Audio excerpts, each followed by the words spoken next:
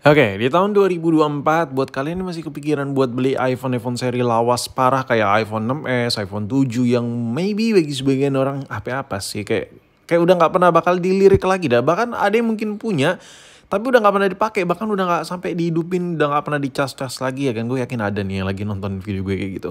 Nah, tapi permasalahannya nggak semua ekonomi orang itu bagus ya kan. Jadi ada aja di luaran sana masih ya mungkin iPhone 7, iPhone 6s worth it kali ya gitu. Kalau kita lihat spesifikasi iPhone 6s, iPhone 7 itu udah too old, tapi handphone itu masih cukup worth it. Jadi menurut gue ya kayak iPhone 7, iPhone 6s, ya kan iPhone 6, iPhone kayak gini tuh sebenarnya kalau buat dipakai daily masih lumayan enak. Tapi pemakaian ringan banget nih ya kan, dan lu harus sadar diri juga nih kalau baterainya nggak bisa seawet handphone yang kekinian. Bahkan if you comparing ya sama Android yang harga sejuta 2 juta yang baru, baterainya tuh beda jauh banget. iPhone itu bisa sehari sampai 2 kali ngecas. Sedangkan Android yang kekinian harga sejuta 2 juta itu lo bisa sehari cuman sekali ngecas. Bahkan ada yang udah 6000 mAh. Baterainya tuh bisa 2 hari ya awet. Nah, sedangkan kalau lo pilih iPhone, apalagi yang seri lawas ya bakal gitu-gitu aja. Performance baterainya udah gitu kalau ngecas belum support fast charging yang di bawah seri iPhone 8. So, menurut gua ada beberapa pertimbangan seharusnya harus lu pikirkan sebelum beli iPhone. Nah, gua kasih bayang-bayang dulu deh. Kalau lu kayak punya budget sejutaan lebih gitu, berarti lu udah mampu nih buat beli iPhone 7. Nah, iPhone 7 ini apakah worth it atau tidak? Coba lu pikirkan lagi secara seksama ya, apakah gue butuh atau tidak, penting atau tidak, dan benar-benar kepake apa enggak buat kehidupan gue. Lu harus berpikir seperti itu karena ya kalau lu beli handphone dan nggak cocok lu jual lagi, pasti ada depresiasi harganya, ada yang berkurang, ada uang yang terbuang, waktu yang terbuang, dan lain-lain. Jadi kalau saran gue ya, lo lebih smart lagi beli handphone dan harus benar-benar memikirkan, misalnya lo ada konsep nih, gue bakal beli handphone ya meskipun dananya cuma ngepres ya kan, ya tapi gue doain lah, semoga kalian semua rezekinya semakin lancar dah, amin. Misalnya kalian pengen beli handphone dan budgetnya tuh ngepres dan kalian tuh konsepin gue pengen beli handphone buat 1 tahun ke depan biar gak gonta-ganti HP. Nah, banyak banget pertimbangan yang harus dipikirkan mulai dari baterai, chipset, ya performa, kamera, dan lain-lain. Oke, kalau kita switch ke Android di harga yang sama dengan iPhone itu jarang banget yang lebih kenceng dari iPhone. Parah ya, parah banget. Apalagi kalau kita ngelirik si Samsung, jauh sih kayak sulit parah sih.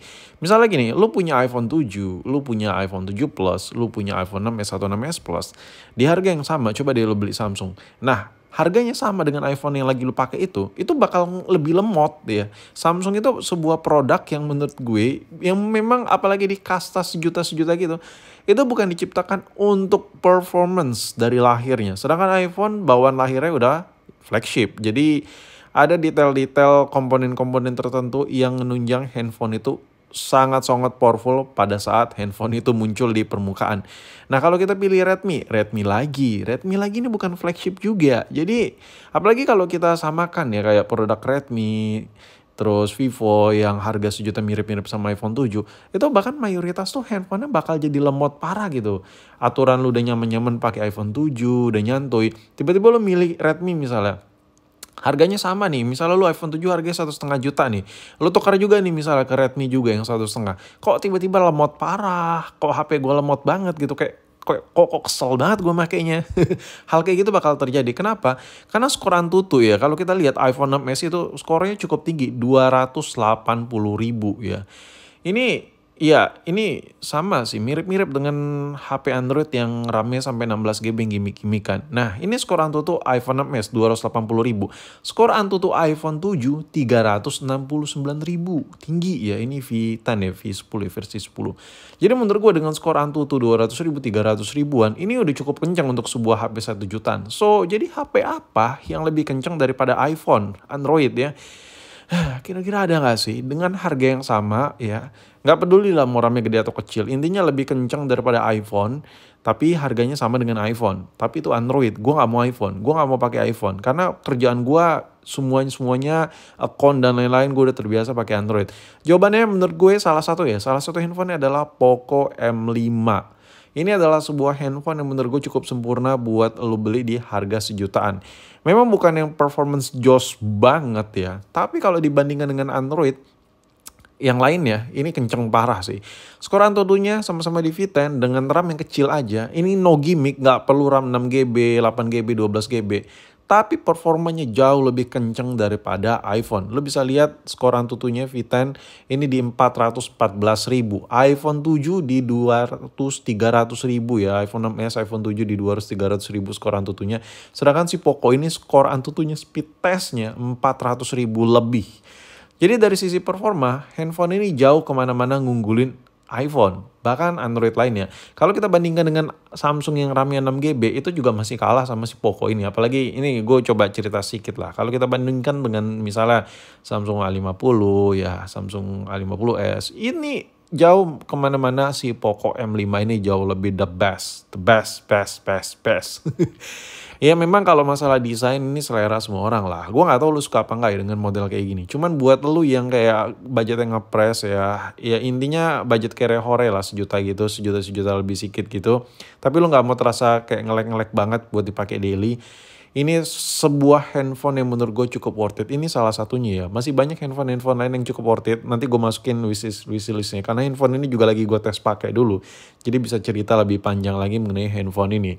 Nah, yang gue rasakan terhadap handphone ini, gue coba main game-game ringan, ini enak banget anjir. Kayak layarnya cukup lega, baterainya gede banget. Jadi ada beberapa poin yang bisa gue share di video kali ini. Poco M5 ini performanya pertama lebih jos. Yang kedua baterainya lebih gede dari iPhone. Yang ketiga kameranya oke lah.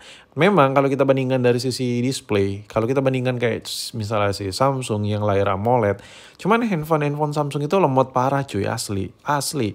Misalnya kayak lu pilih Samsung yang AMOLED-AMOLEDan di budget sejutaan, lu ngarep apa sih Samsung harga sejuta dikasih layar AMOLED dan ya versi old lagi.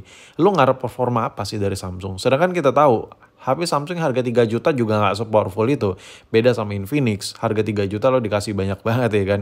Jadi kalau lo ngomongin soal display wajar dong. Kalau mungkin Samsung fokusnya ke tampilan, misalnya displaynya, after salesnya. Ada beberapa poin yang sebenarnya harus lo pertimbangkan untuk di budget sejuta 2 juta. Kalau kita ngomongin budget kere-hore, budget sejuta 2 juta, ada beberapa poin yang memang nggak bisa lo dapet semua. Karena itu emang di harga yang ngepres parah.